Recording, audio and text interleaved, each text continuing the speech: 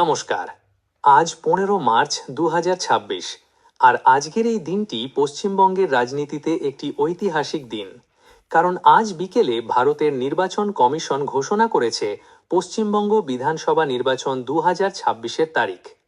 294টি আসনের এই নির্বাচন হবে 2 দফায়, 23 এবং 29 এপ্রিল। ফলাফল ঘোষণা হবে 4 মে। কিন্তু এই নির্বাচন শুধু তারিখের গল্প নয়, এটা একটা বিশাল রাজনৈতিক যুদ্ধের গল্প। মমতা বন্দ্যোপাধ্যায় কি চতুর্থবারের মতো মুখ্যমন্ত্রী হবেন, নাকি বিজেপি এবার পারবে তৃণমূলকে ক্ষমতাচ্যুত করতে? সির বিতর্ক কি নির্বাচনের ফলাফল বদলে দিতে পারবে? কেন্দ্র বনাম রাজ্য, এই লড়াই কোথায় গিয়ে দাঁড়াবে? আজকের এই ভিডিওতে আমরা এই সব প্রশ্নের উত্তর খোঁজার চেষ্টা করব, তথ্য দিয়ে, বিশ্লেষণ দিয়ে, একদম নিরপেক্ষভাবে। চলুন শুরু করা যাক। প্রথমেই দেখা যাক নির্বাচনের সম্পূর্ণ সূচি। আজ বিকেল 4টায় মুখ্য নির্বাচন কমিশনার জ্ঞানেশ কুমার নয়াদিল্লিতে সংবাদ সম্মেলন করে ঘোষণা করেন, প্রথম দফা ভোট হবে 23 এপ্রিল 2026। আসন সংখ্যা 152টি। উত্তরবঙ্গের সব জেলা, দার্জিলিং, কালিম্পং, জলপাইগুড়ি, আলিপুরদুয়ার, কোচবিহার, উত্তর দিনাজপুর, দক্ষিণ দিনাজপুর এবং মালদা জেলার 22টি আসন। দ্বিতীয় দফা ভোট হবে 29 এপ্রিল 2026। আসন সংখ্যা 142টি। উত্তর ও দক্ষিণ 24 পরগনা, কলকাতা, হাওড়া, হুগলি, পূর্ব বর্ধমান। কলকাতার আসনগুলো হল কাঁসবা, যাদবপুর, টালিগঞ্জ, বেহালা পূর্ব, বেহালা পশ্চিম, কলকাতা বন্দর, ভবানীপুর, রাসবিহারী, বালিগঞ্জ, চৌরঙ্গি, এন্টালি, বেলেঘাটা, জোড়াসাঁকো, শ্যামপুকর, মানিকতলা, কাশীপুর, বেলগাছিয়া। ভোট গণনা হবে 4 মে। উভয় দফার ফলাফল একই দিনে ঘোষণা হবে। এবার মাত্র 2 দফায় ভোট হবে, যেটা 2021 সালে ছিল 8 দফায়। এটি একটি বড় পরিবর্তন। 2021 সালে পশ্চিমবঙ্গে নির্বাচন হয়েছিল 8 দফায়, যা প্রায় 1.5 মাস ধরে চলেছিল। মুখ্য নির্বাচন কমিশনার জ্ঞানেশ কুমার বলেছেন, বিস্তারিত আলোচনার পর সিদ্ধান্ত হয়েছে যে দফার সংখ্যা কমিয়ে সবার জন্য সুবিধাজনক করা হোক।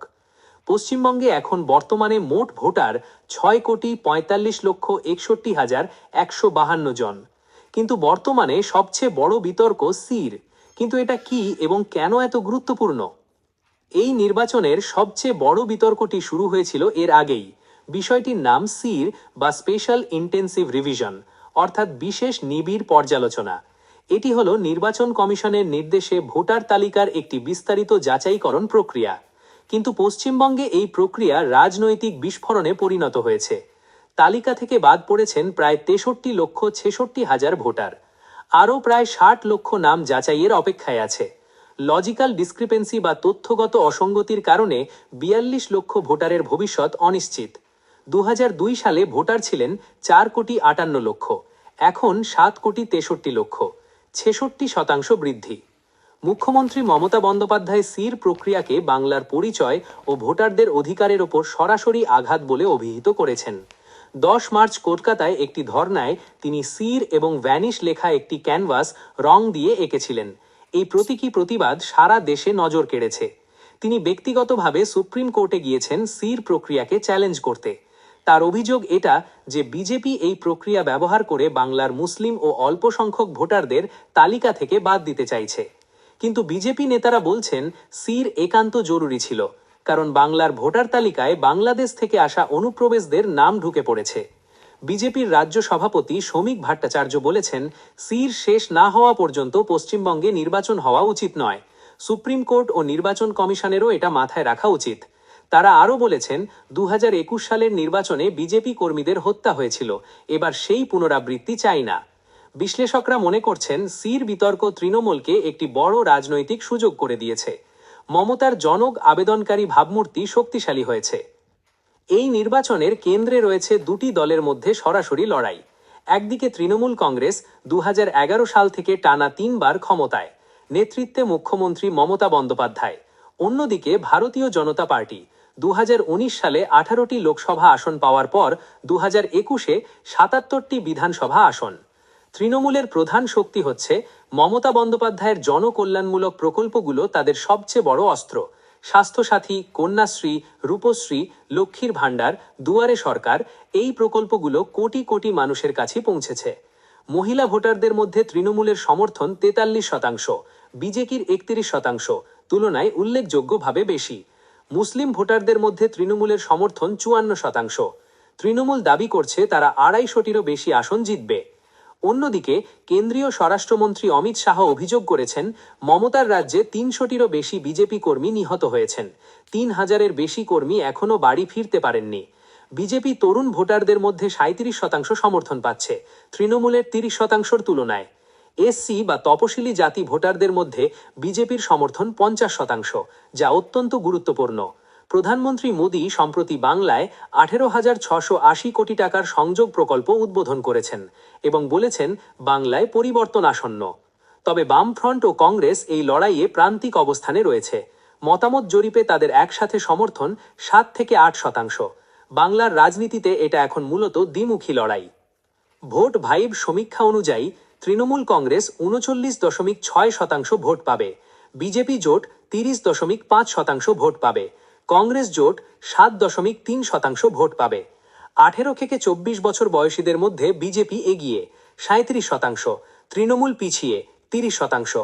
35 থেকে 44 বছর বয়সীদের মধ্যে তৃণমূল 44%, বিজেপি পিছিয়ে। 55 বছরের ওপরে তৃণমূল 47%, সবচেয়ে শক্তিশালী অবস্থানে। মুসলিম ভোটারদের মধ্যে 23% অনিশ্চিত, হিন্দু জেনারেল ভোটারদের মধ্যে 20% অনিশ্চিত। তবে এই অনিশ্চিত ভোটারদের চূড়ান্ত সিদ্ধান্তই নির্ধারণ করবে কে জিতবে। বিশ্লেষকরা বলছেন এটা একটা কাটাই কাটাই প্রতিযোগিতা হবে, কোনো দলের পক্ষে সহজ জয় নেই। এই নির্বাচনে কোন কোন ইস্যুতে ভোট হবে সেটা বোঝা খুব জরুরি। 1. জনকল্যাণমূলক প্রকল্প বনাম বিকাশ।